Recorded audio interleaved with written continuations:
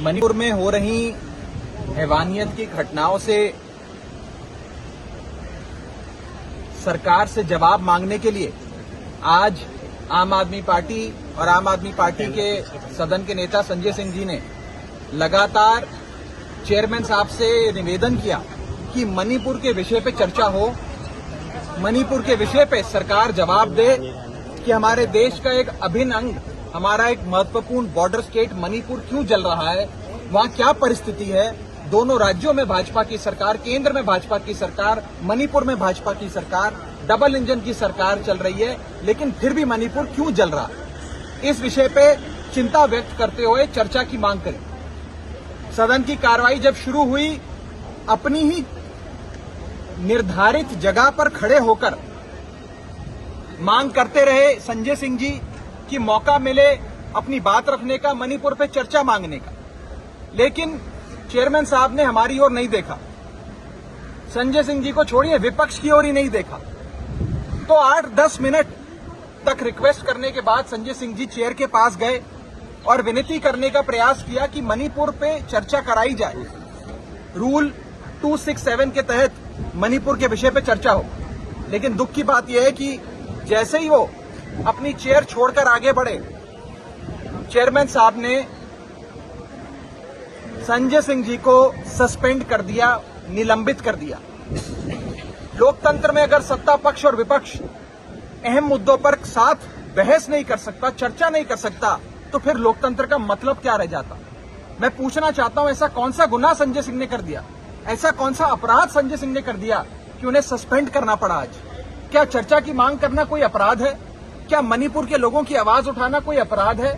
क्या मणिपुर की बेटियों की चीखें भारतीय जनता पार्टी के नेताओं के कानों तक पहुंचाना कोई अपराध है? और अगर ये अपराध है तो फिर सिर्फ संजय सिंह को नहीं, पूरे विपक्ष को सस्पेंड करिए।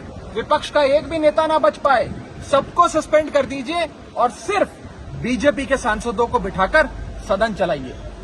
बहुत ही दुखद रहा आज की संसदीय कार्रवाई, जिस प्रकार से हमारे एक साथी सांसद को सिर्फ मणिपुर की आवाज उठाने के चलते सदन से निलंबित किया गया है। हम इसका खंडन करते हैं, विरोध करते हैं और निवेदन करते हैं चेयरमैन साहब से कि अपने फैसले पर पुनर्विचार करते हुए इस सस्पेंशन को निरस्त करें, इसे रिवोक करें। राघव, लेकिन बैठे अंदर और आप लोगों ने डिवीजन मांगा, आपने मांगा।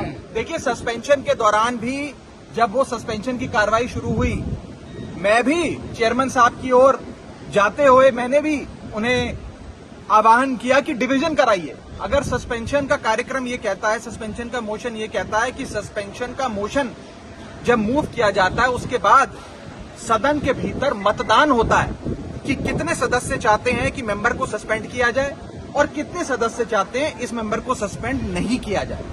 इसके लिए डिवीजन मांगा गया कि मशीन पर बकायदा अपनी सीट पर लोग बटन दबाकर अपना पक्ष दर्ज कराएं कि सस्पेंड किया जाए या सस्पेंड नहीं किया जाए। दुख की बात यह है कि हमारी भी आवाज नहीं सुनी गई और मात्र वॉइस वोट से सिर्फ सत्ता पक्ष की ओर देखते हुए इस सस्पेंशन को अंजाम दिया गया। ये बहुत दुखद है और इसी के चलते विपक्ष के तमाम साथी, सारे ही लोग, यहां तक कि भारतीय जनता पार्टी के भी कुछ साथी बहुत आहत हैं, हमारे पास आकर कह रहे हैं कि जो हुआ ये ठीक नहीं था, ये नहीं होना चाहिए। संसदीय कन्वेंशंस और इतिहास हमें ये बताता है कि जब जब विपक्ष ने किसी बहस की मांग करी है तो वो बहस हुई है। विपक्ष का अगर कोई नेता जाकर चेयरमैन साहब से दरख्वास्त करता है तो उसकी बात सुनी जाती है।